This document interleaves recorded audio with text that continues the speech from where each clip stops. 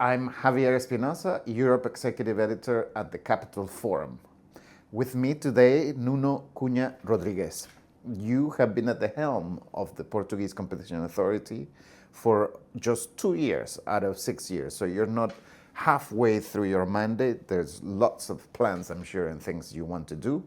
We are meeting here today in Lisbon at your offices at the headquarters of the Competition Authority.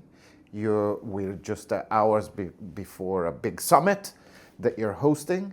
More recently, you've been nominated as Vice Chair of the International Competition Network, which is a key forum where all the authorities, beyond just the European ones, meet and discuss and come together. It's a very central piece of policy, ideas and direction of travel. So this definitely has become a more international role beyond just Portugal. And I've always enjoyed our chats. We've been talking about having this conversation for many, many months now. So I'm very pleased that you've made the time to talk to us. It's really great. We'll have a conversation about competition issues, but also about the bigger picture, about the geopolitics, about the European direction of travel, sovereignty, etc. And it's really, really a great pleasure to have you with us on the podcast today. No, it's my pleasure, Javier. You're a famous journalist, and I always follow the work that you've been doing in the Capital Forum nowadays. So it's a pleasure to have you here in Lisbon, at our wonderful city, and to be able to speak with you about all these competition issues that poses problems that the world is trying to deal with now. Absolutely. But before we get into the substance, I'm also curious about your history. I think the law has been in your family even for a long time. Tell us a little bit about that. Yeah, I come from a family of lawyers and judges. You know, my sister, she's a judge. My father is a judge. My wife is a judge. So we are a family of judges. Although we don't speak about law at home, and that's good. We always speak about family issues. So I decided not to be a judge at the beginning of my career. And somehow I got into the academia world, although it was not my goal when I did my graduation. But anyway, things went through that way. And so I'm a law professor at the Law School of Lisbon, I'm very happy in that position that I still have nowadays. So I still teach a PhD course.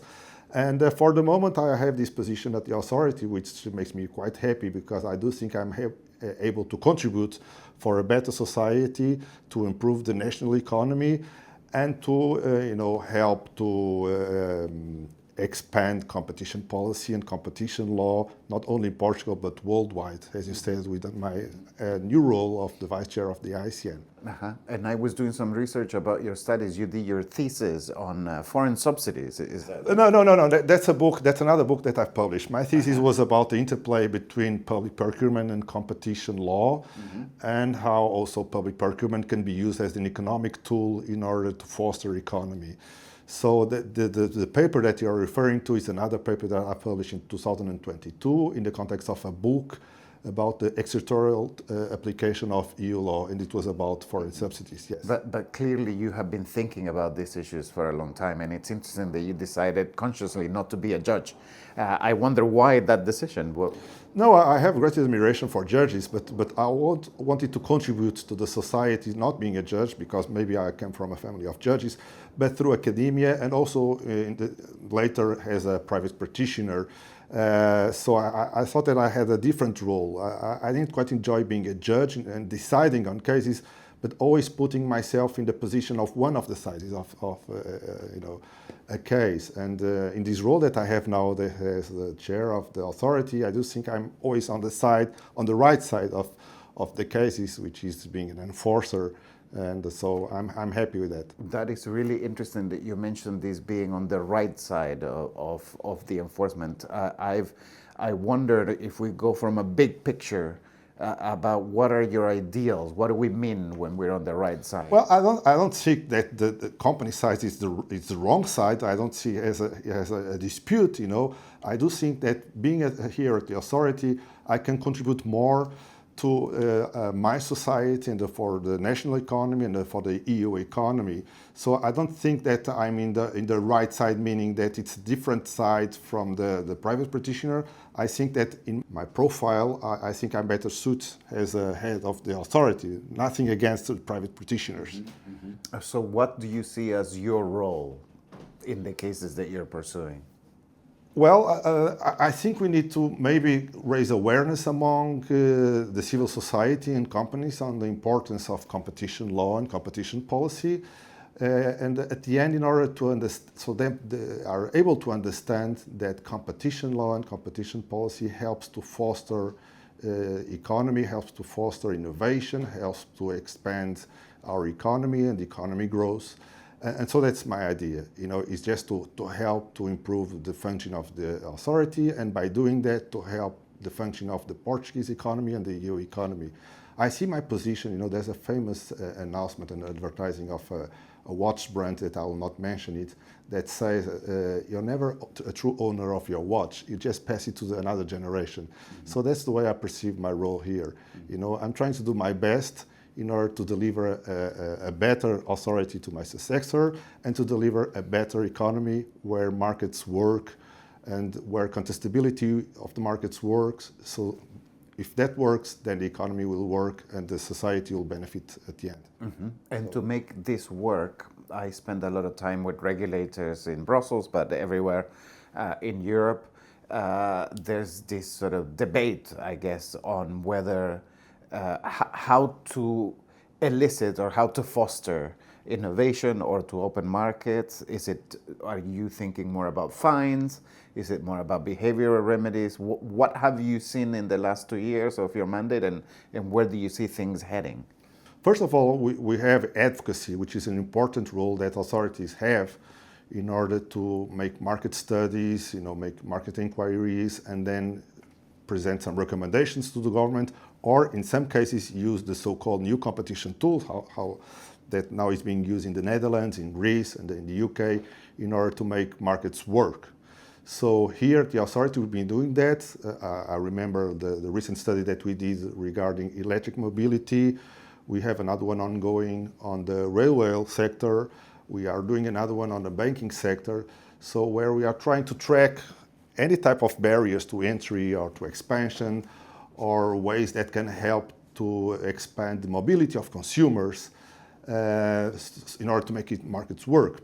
But again, this is not only the way that we can try to deliver to the society. Of course, enforcement is always important. It's fundamental for authority to keep enforcement working, to make enforcement working, because there's a kind of a virtuous circle between deterrence, enforcement, and advocacy at the end. So in the last 2 years, you were saying that in Europe we've been seeing, sorry Javier, the question again. Mm-hmm. No, what sort of action you have seen in terms of the last 2 years? Because we have this debate in Europe about between deterrence, how to deter companies, or how to move markets between fines or behavioral... Yeah. Well, it really depends on the sectors. The last 2 years, the debate has been focused, I would say, on digital markets and with the DMA. Of course, that's an important topic we could speak about and elaborate a bit more. Yeah. And how compliant with the DMAs the big companies have been. And in order to understand if the DMA is the appropriate tool in order to tackle all the problems that the digital economy poses to competition. So that's, I would say, the big debate that you've seen in Europe, and you see namely in the Draghi report, is that in fact European Union is standing behind when compared with China and the US in terms of the innovation that is producing the technological sector within the EU, and we are standing behind. So how can we innovate more in Europe? I think that's the debate. There's a discussion, of course, in Europe in order to understand how far did we go in terms of regulation, if we are over-regulating, and if we should not deregulate a little bit more when compared with the US. Here, what I would say, and for that, we are speaking more broadly about competition policy and how can we help innovation to flourish within the EU. maybe we should look at all the EU regulation that we have in order to understand if it is really needed for companies. Yeah. If we could deregulate a bit more, because regulation can be a barrier to entry to companies. So if we can deregulate a little bit more, so that EU, can be revamped again in terms of the worldwide economy. Because there are other problems within the EU, but maybe I don't want to, if you want me to go in that direction right now, because there are other problems in the EU. It's not just about regulation or if we are over-regulation. Because one of the problems of the EU is that EU is very good in planning, but it's not good in executing. We planned quite well the European Monetary Union, but the European Monetary Union is still to be completed because it's quite unbalanced. We don't have a EU federal budget. We have asymmetry among member states that is still not solved. We did a very well done banking union, but it's still to be completed. Mm-hmm. The third pillar of the banking union, which is the deposits insurance scheme, is still to be completed. We started the capital markets union, but it's not working properly. And so now we rebrand it, we label it, calling savings and investment union, but it's still not working properly. So when you compare the EU with the US, you see that the US, they are an optimal currency union or an optimal currency zone, which is the idea of the economic award winner in '67, Robert Balendal, that was trying to be replicated within the EU, but it's not functioning in the EU. The US, they have plenty of access to venture capital we don't have in the EU. Mm-hmm. In the US, they have labor flexibility, which you don't have in the EU.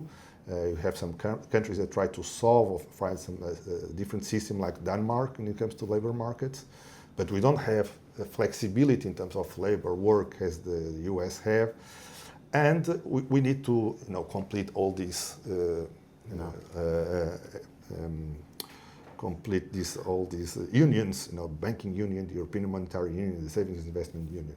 And for that, Javier, I think there's one thing that it's needed, and I don't see the EU having, which is a strong political will and a strong political voice. Mm-hmm. That's the main problem, I think, nowadays in the EU, is that we don't have a strong political voice among the member states in order to push the EU to make a deeper EU, to go further when it comes to the political union of the EU. Mm-hmm. And so we are sometimes blaming on competition policy and competition law about things that are not the competition fault. I was going to ask, do you think there's a misconception of what the role should be of people in your position of power and others? A misconception? Yeah, in terms that competition solves everything, that competition law. No, sometimes, I don't see the authorities or people in my position thinking that competition can solve all the problems. Competition policy and competition law are a powerful tool and should be used and designed and definitely can help to improve the economy. But they are not the ones, the magic tool that will immediately make things work. Mm-hmm. We need other instruments to work.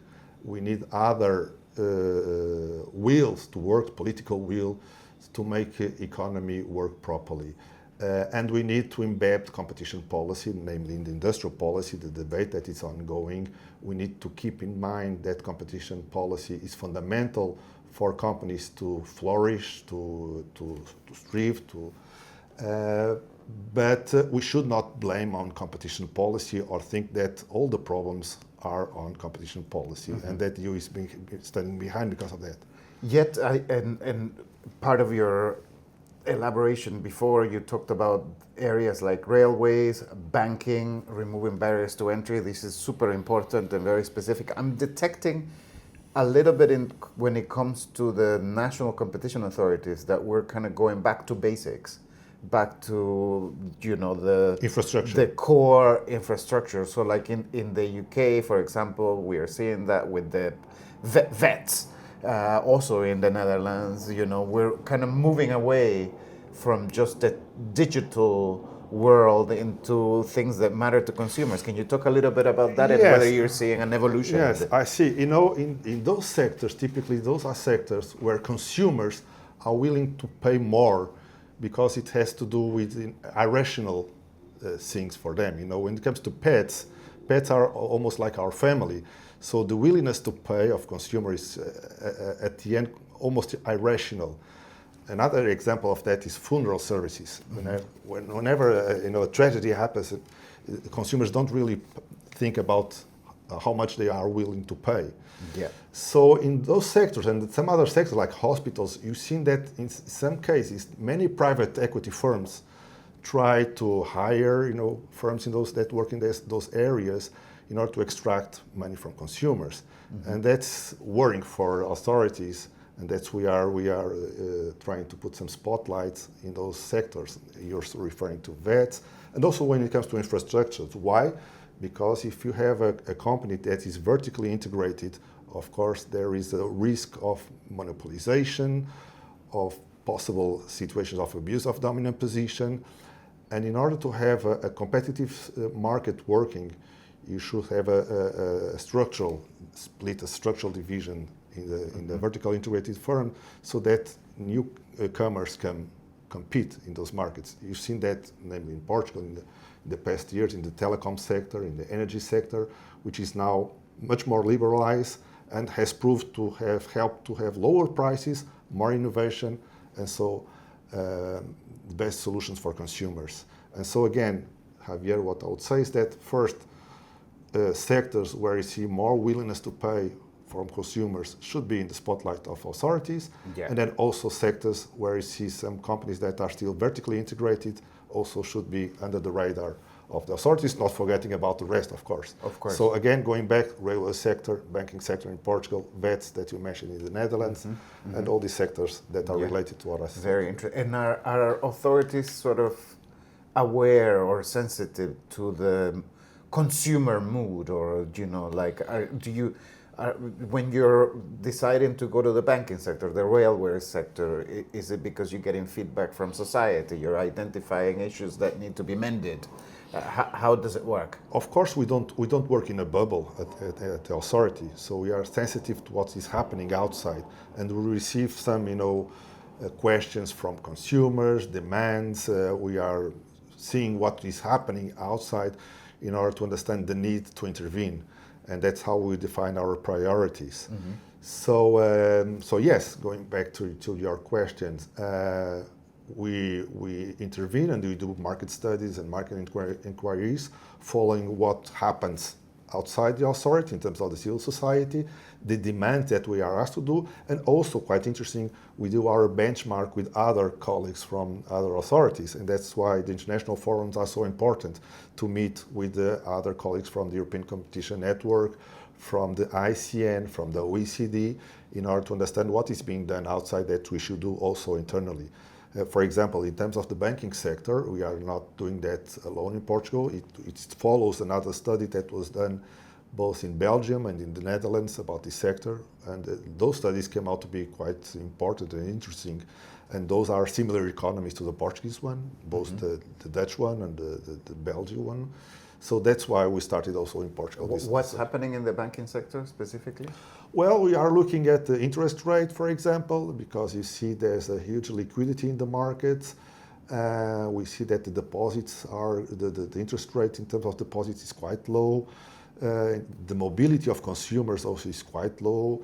We are seeing if there are any barriers to entry, because you see all these type of new companies that want also to work in this sector. So we are studying, and that's important, studying the sector in order to understand if there are no barriers to entry, that would be good, or if they are, which are they, and how can we recommend them to be removed. And things could be, for example, what sort of tools could you use to remove these barriers? That's interesting, because in Portugal we still don't have the so-called new competition tool. I mean, at the end of the study we can do recommendations, we can publish the study. Can you explain to our listeners a little bit about this new competition tool? Sure. This new competition tool that is now being, it was introduced in the Netherlands, in Greece and in the UK, allows those authorities, if they want and if they find that markets are not working properly in some sector, they can intervene and they can impose obligations to companies that work in those markets, even though there is no infringement of competition law. And so we're talking about things like to force them to share data or to Right, allow right. consumers to switch Right, easily. right. Things You like can that. impose remedies, Yeah. both structural or behavioral remedies in the market, although there was no infringement law. Of course, you have to prove that there are problems in the function of markets. For example, they have in Germany the same competition tool, but it's up to the courts then to confirm that the analysis that was made by the German authority was well done. They don't have, which makes it much more, difficult to impose those type of remedies in Germany. In the Netherlands, I was told that they don't have to go to court in order to impose the remedies that they find. And in some jurisdictions, they are finding the new competition tool quite useful, because it helps them to change the behavior, to change the structure of the market, and again to make the markets work properly. In Portugal, we still don't have that new competition tool. We are looking at it. I do know that at the EU level, the Commission also is looking at this possible creation of an EU new competition tool. It has pros and cons at the end. I mean, I can see how powerful it is because you don't have to open a case, right? You have a Right. market study and then you can intervene. Right. Yeah. It's that. It's that. But what are some negatives? At the end, you can ask yourself: is this competition law or is it sectoral regulation that you are doing? Because you're imposing a specific sector rules that are being defined by the competition authority and not by a sector regulator. So what is the line between the intervention of a competition authority and the sector regulator?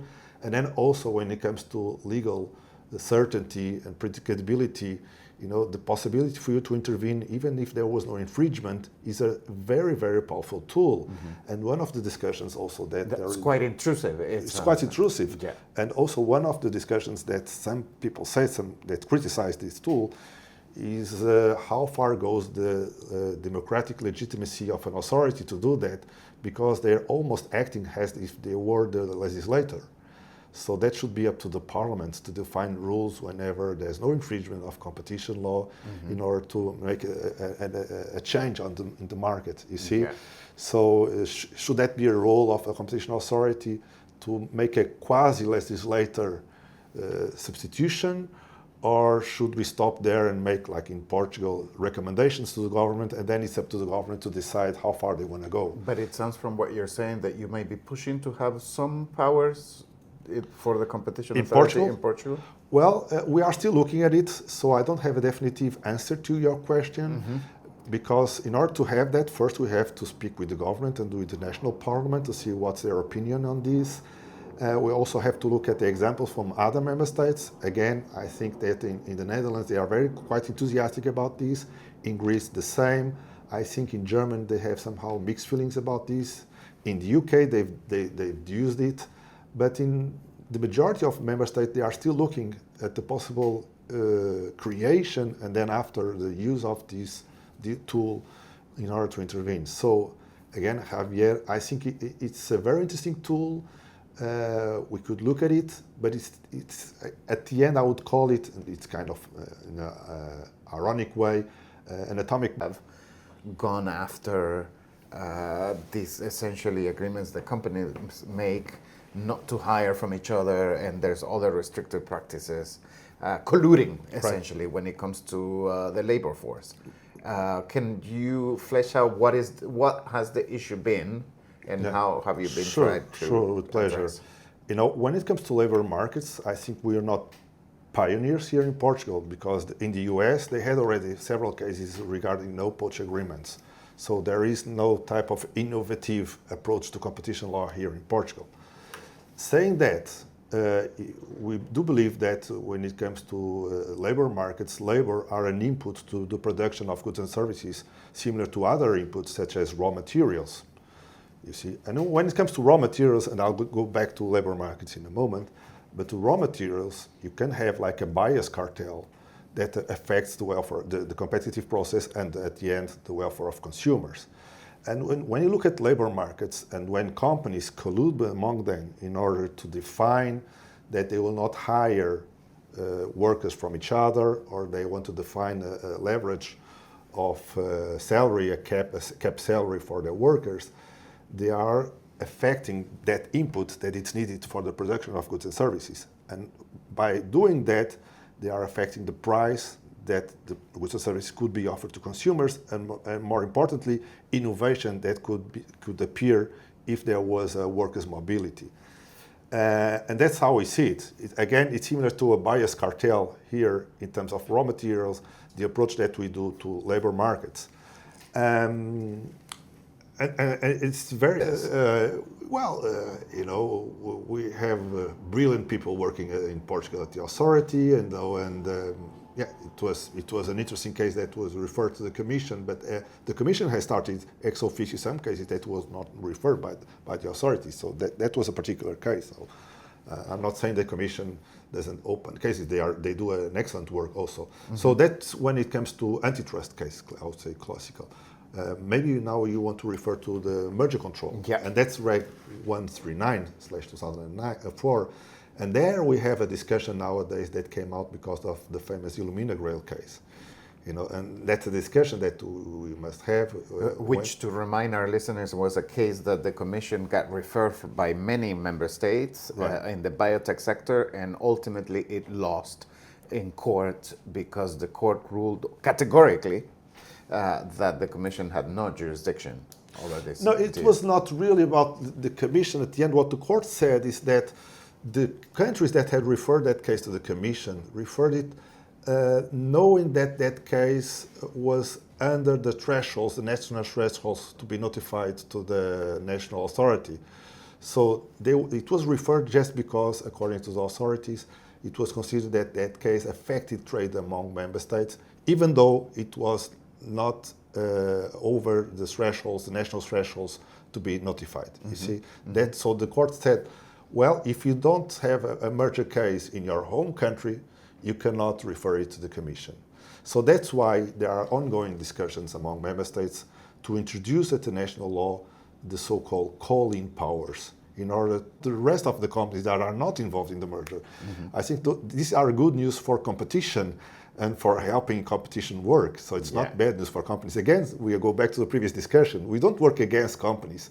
We work in order to favor competition and to make companies flourish. Yeah. So, but having said that, Javier, I do think it would be important to somehow harmonize among member states the use of calling powers, because the use of calling powers should be submitted to some legal certainty.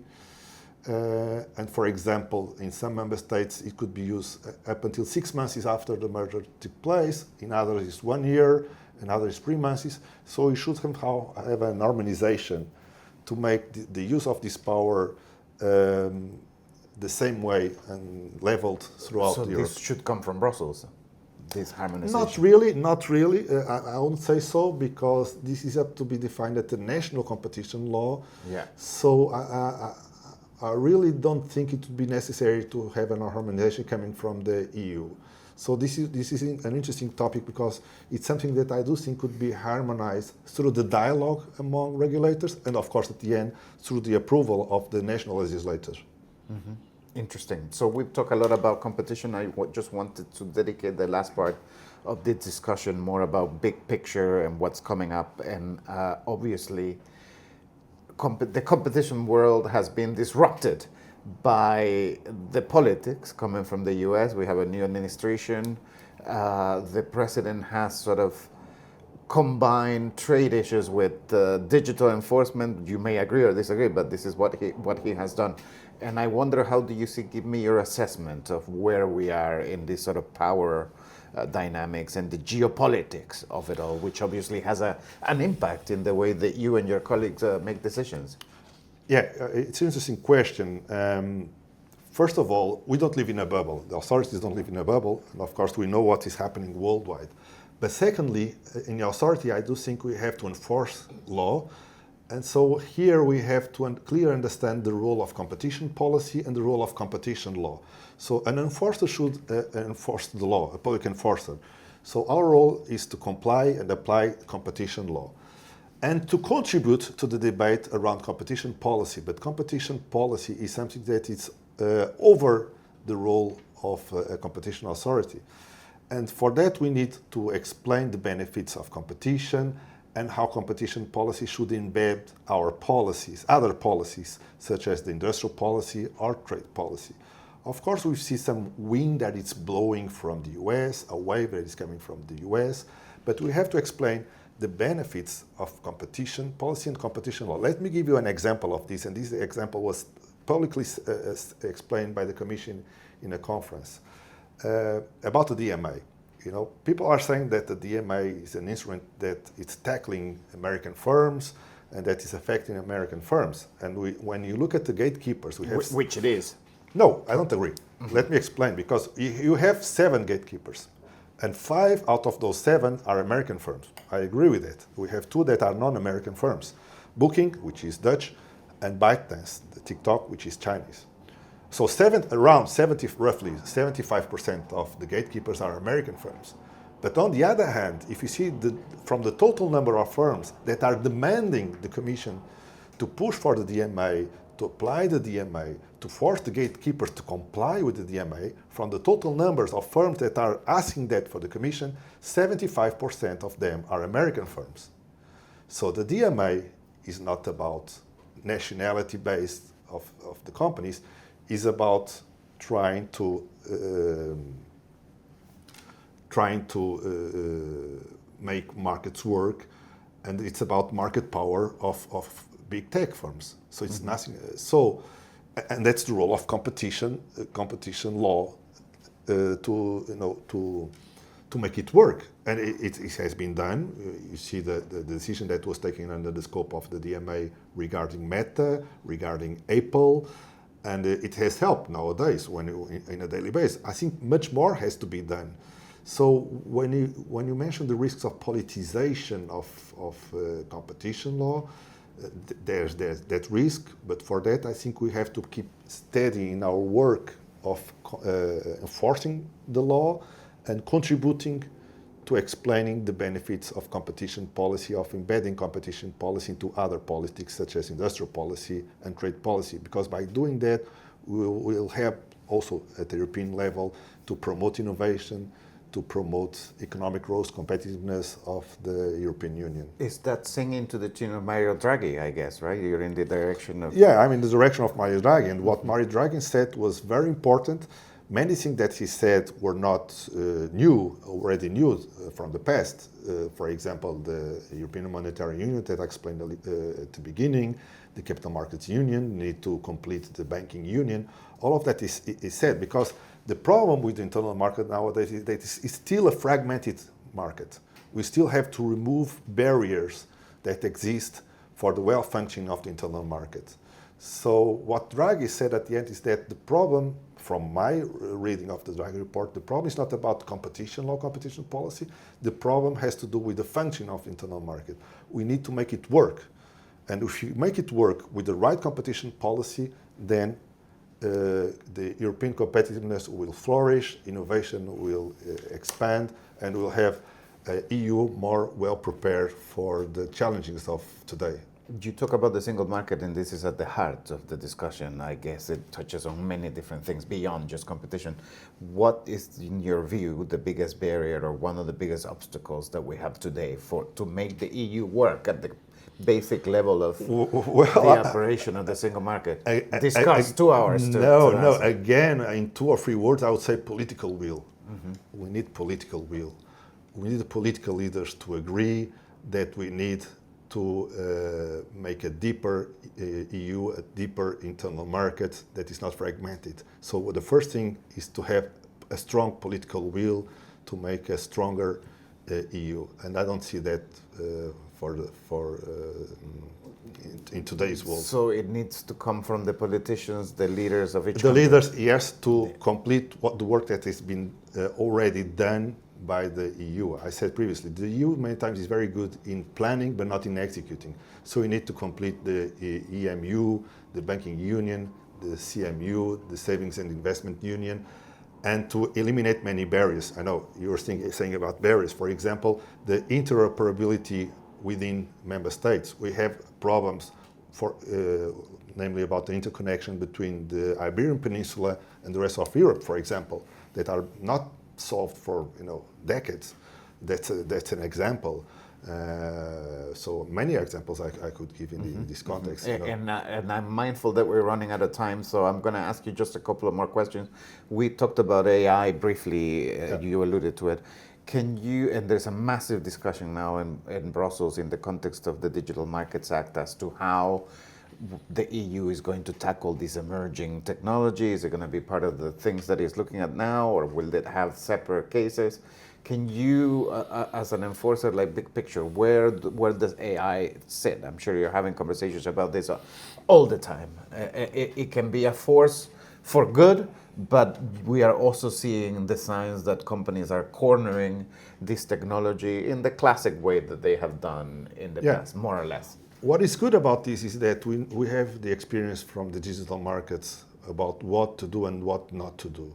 Now we have the DMA, but it's interesting because the DMA was elaborated and approved in a time where generative AI, for example, didn't exist. So one of the discussions that nowadays is ongoing in Brussels is to understand if the current DMA is sufficient to tackle the AI problems that are being posed. I do think there's a way to tackle some of the problems, namely when it comes to self-preference, for example. But again, in what way would you say? I'm thinking about the obligations that the gatekeepers need to comply according to Article 2 and Article 5 of the DMA. And so we can force them to comply under the DMA when it comes to the use of AI in their own using content. what it's already in the law. Yeah, what's already there. But when you look at the AI stack, the generative AI stack, it's composed with different layers. The layer of cloud computing, access to data, another layer, the know-how, the foundation models. And there you see the reach of the risk of closing of markets, of entrenchment of companies. So we need to assure that all these layers are contestable and are open to new entrants. And that's a problem, for example, when it comes to cloud, when it comes to the same famous microchips, GPU. And for that, you have different tools that you can use. The classical toolbox of competition law. For example, in France, they started cases against NVIDIA. Those are cases that are publicly announced. When it comes to access to data, also, you can use the classical tools from competition law. I'm referring specifically about Article 102. Looking at partnerships, that's another example. We've seen that many authorities are looking for the several partnerships that are being done nowadays, not only in terms of the merger control perspective. You've seen like when it comes to OpenAI, the work that the CMA in the UK and the Commission did about this, but also through an antitrust angle. I mean, I'm talking about Article 101 and to see if those partnerships don't infringe Article 101. That being said, I think it's very important to intervene at the right time, which is now, before it's too late, before those markets tip again. Because I think that generative AI is the new technological frontier that we see. It's really a revolution. All the consumers' preferences and all that will change rapidly. And so, as authorities, we have a role here to anticipate the possible competitive problems that will appear and to intervene. And I hear from the way that you're talking about this that you have deeply thought about this. So should we expect you to open a big case on AI? Well, I said it previously. We've done, I think, a very good work here at the authority mapping the risks of infringement of competition law by generative AI. I mentioned the issues paper that was published in October 2023 and the several short paper series that was done in this context. Again, we are looking at those markets because we now have studied them. I don't want to tell you if we are going to open a case or not. Again, we have the other, bread and butter cases that we have also to work on. So we have to define our priorities. But in any scenario, we are looking at those markets and working with other authorities and the Commission in this context in order to intervene and to make those markets contestable and and working for the benefits of consumers. Do you think that we're in an AI bubble? In AI bubble? No, I don't think so. You mean AI bubble in the sense that it could You know, we hear about explode multi-billion investments every day, and it feels like I it's really think it's the future. It's a fast evolving market, and I do think that AI it will be the future of our society. The same way as digital markets were 15 years ago, 20 years ago. When you look at the mobile phones 20 years ago, you had no capacity to make online search and all that. And now it's like kind of a Swiss Army, knife that you have, your mobile phone. The same way the AI and generative AI will be in the next 5 years. It will be present in our daily lives. So I don't think you are witnessing a bubble. I think what you're witnessing is the future of technology. Yeah, very good. So Nuno, just to end, if you have a superpower for the next couple of minutes to really redefine or change competition rules or do something that changes the trajectory or the way that Europe is heading, what would be your wish? Your question is very interesting because competition law is at the same time quite simple and complex science. It's simple because it was created by the Sherman Act and in the EU in 1957. The rules that are in the treaty were approved to tackle coal and cars cartels. But its plasticity allowed it to be adapted to the involvement of the society and the economy. So nowadays we are applying the same Article 101 and 102 that was defined by Jean Monnet and the founding fathers in the 50s. So that is good. But competition law needs also to have the complementary tools to help it to intervene at the moment where we are. I mean, nowadays we have the DMA that I referred previously, the new competition tool that's being discussed, and for example, the new competition tool, it's kind of a magic tool that you have to intervene in the markets, and I would say that it's important, that should be looked at carefully. But again, Javier, I don't think I have the need to reshape competition law and to rebuild it from scratch. We have the appropriate instruments. We need to use them properly. We need to do our work properly. Excellent. It sounds like you're going to be very busy, and it was really worth the wait to have this conversation today. I'm really grateful for your time. No, it was my pleasure, Javier. Thank you for the interview. Thank you.